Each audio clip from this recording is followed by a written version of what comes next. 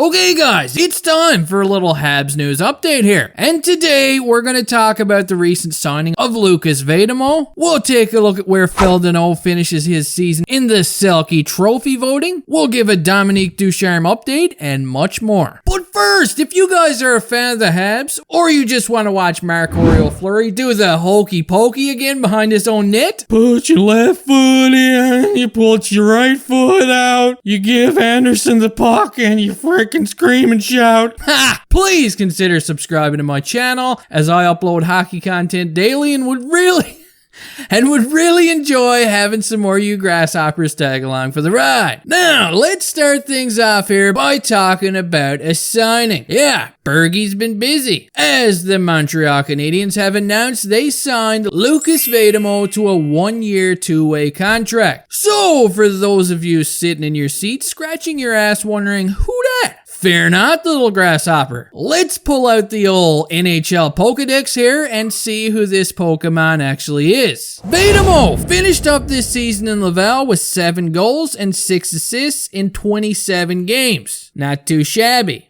Not too flashy, but yeah, not too shabby either. And yes, as you can see, this guy actually did score one NHL goal for the Habs a little while back. And if I remember correctly, it was assisted by none other than Dutch Gretzky himself, Dale Weiss. And if you try and pronounce Dale's name backwards, it's Elad, okay? Just throwing that out there. Makes no sense, doesn't it? Also today, the votes are in, and let's take a look at where Danault sits in the Selke race. And as you can see, he was ranked, give me a drum roll, numero 6, number 6. So, that's some pretty big company Danault surrounded by right here. He usually does do pretty well in the Selke talks every season. I don't think he's won yet. But again, he is number 6 this season, and let me know your thoughts on Danault in the comments section. Moving on, Carey Price and friends would confirm today that Dominique Ducharme reached out to the team after the win last night, and they just had a grand old time. I'm assuming it was on a Zoom meeting. Ducharme was probably sitting at home wearing his wife-beater shirt with his AC/DC Highway to Hell shorts on, and I'm sure he was pretty excited about the win. Get well soon, Dom, cause they're probably gonna need you, bud. Now, speaking of Dominique Ducharme and the coronavirus, Elliot Friedman made note today that during the screenings, there were no more positive cases within the team, which is a good thing. As hey, I was a little concerned that maybe, considering they probably all traveled together, I was hoping that thing didn't spread like a fly to shit. But luckily, so far, we're all good. However, it's a double-edged sword, because following Ducharme's positive test, he will now have to isolate for 14 days, which is mandatory. And according to the Hockey Insiders, this means he will not be eligible to coach again until July the 2nd, which means, yeah, he will not be back during the Habs and Vegas series, even if it went to 7 games. And you know what? That is some pretty shitty news right there. I don't like it. I just hope, that the Habs, they come out looking a little better for Game 4 tomorrow night, rather than looking like a bunch of beach whales like they did in Game 3. Now here's what Luke Richardson would have to say about Dominique Ducharme and how important he is to the team. Quote, Dom spoke with the players before the game and quickly after the game. The guys were thrilled for him. I'm sure he's had lots on his mind over the course of the day. It's a difficult year for everybody. This is supposed to be a special time for Dom. So we're feeling for him for missing it. We know how much he's put into it. It was great to hear his voice, and the players really responded tonight for him. Even after, they were very excited to hear his voice and to share that celebration with him. We keep in contact all day on little details and even between periods, just a few details, as we always do, and share our ideas together in the coach's room. Now, back to the referees, okay? I'm going to throw this little tidbit out here, as John the Bomb Lou has confirmed via his Twitter today that Christopher Lee and Wes McCauley, these are the same 2 idiots that officiated the game in Philly during the last playoffs when Gallagher broke his jaw. Remember that? And